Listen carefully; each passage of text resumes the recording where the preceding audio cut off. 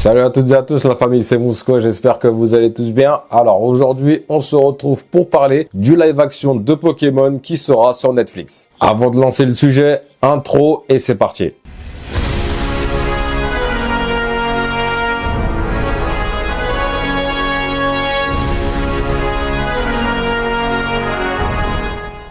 En juillet 2021, le magazine américain Variety annonçait qu'il y avait un projet Pokémon en live action sur Netflix qui avait été validé en interne, mais depuis, c'est silence radio. En ce qui concerne le protagoniste, le choix il sera pas si surprenant de ça puisqu'il s'agira de Red du Bourg-Palette, le personnage qu'on a incarné dans les premières versions Pokémon et qui a également fait plusieurs apparitions dans d'autres jeux. Bon là, je suis désolé pour certains, mais je vais faire ressurgir quelques traumatismes.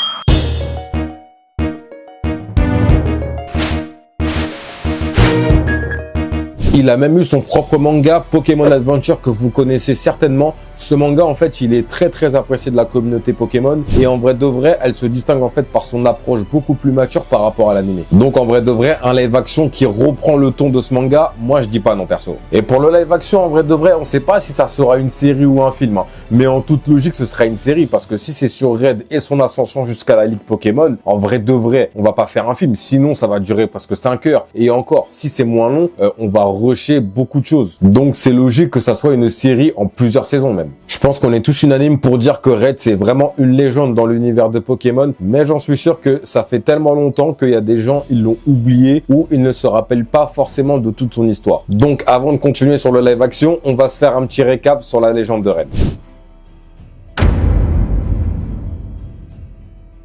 Red est l'un des personnages les plus emblématiques de la série de jeux vidéo Pokémon. Il fait sa première apparition dans les jeux originaux Pokémon Rouge et Bleu sortis en 1996. Son aventure commence à Bourg-Palette où il reçoit son premier Pokémon du professeur Chen. Red part ensuite en quête de devenir maître Pokémon en battant les 8 champions d'arène de Kanto, en affrontant la Team Rocket et en défiant la Ligue Pokémon. Après avoir battu son rival Blue et être devenu le maître de la Ligue, Red continue à perfectionner son équipe. Il est connu pour sa maîtrise de Pikachu ainsi que d'autres Pokémon puissants comme Dracofeu, Tortank et Florizard. Red est souvent perçu comme un personnage silencieux et déterminé, incarnant le joueur idéal dans le monde de Pokémon. Son influence s'étend au-delà des jeux, apparaissant dans des mangas, des séries animées et d'autres produits dérivés de la franchise. Alors j'ai pu voir la réaction des internautes et j'ai vu qu'il y en a qui étaient vraiment hype et d'autres pas du tout. Donc là, je vais parler pour ceux qui ne sont pas du tout hype. Putain, je suis mort, on dirait que je leur mets un coup de pression là. Alors, la plupart des gens ne sont pas contents parce que pour la énième fois, on va mettre en avant la toute première génération alors que les autres générations proposent des choses beaucoup plus intéressantes, surtout au niveau de leur lore. Mais aussi parce que Red est un personnage très calme et en gros, il ne parle pas comme tous les personnages des jeux Pokémon, j'ai envie de dire. Mais en toute honnêteté, moi, ça va pas me déranger puisque déjà de une, c'est le personnage principal, faut qu'il parle parce que bon, on n'est pas dans des artistes ici, hein.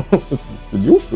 Et deuxièmement, dans le petit anime Pokémon Origine, il parle. Et il est même doublé par Pierre Lebec qui double Go dans la série Pokémon Les Voyages. Et je vous recommande vivement d'aller voir ce petit animé, il y a 4 ou 5 épisodes. Franchement, c'est cool. Et par rapport au fait que ça soit encore la première génération, je peux comprendre que ça saoule. Parce que moi-même, dans les jeux, souvent, ça me saoule que la première génération est mise en avant. Mais par rapport à la série, il faut comprendre que c'est différent. Et j'ai même envie de dire que c'est logique qu'ils procèdent comme ça. Parce que la première génération, c'est le début de tout dans Pokémon. Ils veulent toucher au tout premier public. Et comme j'ai envie de dire, c'est l'époque de nos grands frères. Puisque avant moi, personnellement, c'est mes grands frères et sœurs qui regardaient Pokémon. Ou même quand je parle de Pokémon avec mes potes qui ne suivent plus du tout l'anime ou voire même les jeux, pour eux, ça s'arrête à Pikachu, Dracofeu, Ronflex, Carino, limite Junko. Et en ce qui concerne les personnages, ça s'arrête à Sacha, ce charreau de pierre et Ondine avec son Togepi. Après, c'est pas parce que ça va se passer à Kanto qu'il y aura obligatoirement que les 151 premiers Pokémon présents. Le truc original, c'est que Red peut rencontrer des dresseurs avec des Pokémon issus des autres régions. Dans le film Pokémon Je te choisis, il y a la présence de Pokémon comme Tiplouf,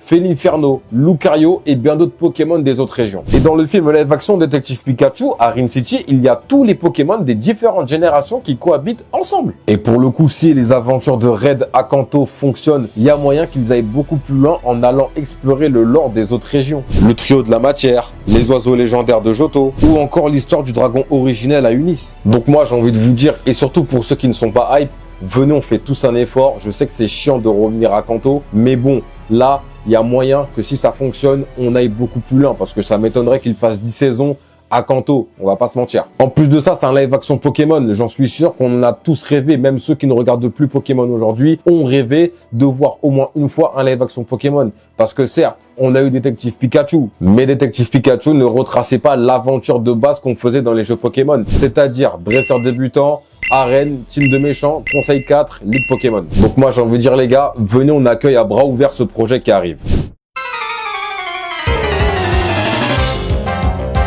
Alors, depuis quelques semaines maintenant, vous avez sûrement dû voir sur les réseaux sociaux qu'il y a eu une énorme fuite chez Game Freak. Et l'un de ces dossiers révélait qu'il devait bel et bien avoir une série live-action Pokémon et elle devait sortir en 2024. Il devait y avoir 8 épisodes dans la première saison et 5 saisons étaient même prévues. Du coup, on connaît pas les raisons de son annulation. Ces leaks nous ont aussi révélé le titre de la suite du film Détective Pikachu et le film s'intitulera The Great Detective Pikachu. En tout cas, j'ai grave hâte de voir cette série live-action arriver. Franchement, j'ai grave kiffé la représentation des Pokémon dans le monde réel, dans le film Détective Pikachu. Donc, j'espère vraiment que Netflix va gérer à son tour. Et je crois même que je vais faire des reviews d'épisodes lorsque la série sera disponible. C'est la fin de cette vidéo, la famille. J'espère qu'elle vous aura plu. Si c'est le cas, n'hésitez surtout pas à lâcher un pouce bleu, à me dire en commentaire si vous aussi vous êtes hype par ce projet ou pas. Et si ce n'est pas déjà fait, à vous abonner, activer la cloche pour ne pas manquer les prochaines vidéos. En tout cas, moi je vous dis à la prochaine vidéo la famille. C'était Mousco, prenez soin de vous et à plus tard.